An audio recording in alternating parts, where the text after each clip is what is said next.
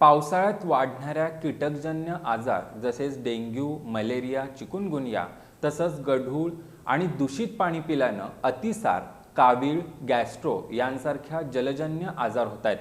यापासून बचाव व्हावा यासाठी विजयमाला मंडली गर्ल्स हायस्कूल, शिवराज महाविद्यालय आणि संस्कार भवन मुरगुड इथले शिक्षक आणि ग्रामीण रुग्णालय मुरगुड मार्फत जनजागृती कार्यक्रमाचं आयोजन करण्यात आलं होतं.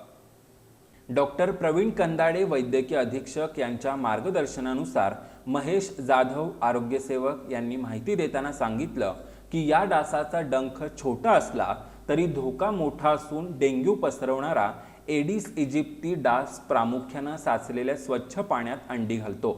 घरातील वॉटर कूलर, फ्रीजच्या पाठीमागील ट्रे, नारळाच्या करवंट्या, जुने टायर, रिकामे डबे, कुंड्या, पाण्याच्या उघड्या टाक्या, बादल्या, बांधकामाच्या ठिकाणी साचलेलं पाणी या ठिकाणी डासांची पैदास होऊ नये यासाठी घरातील सर्व पाणी साठे, फुलदाणीतील कूलर, फ्रीजमधील पाणी आठवड्यातून एकदा बदलावं, सर्व पाणी साठे पूर्णपणे झाकून ठेवावेत.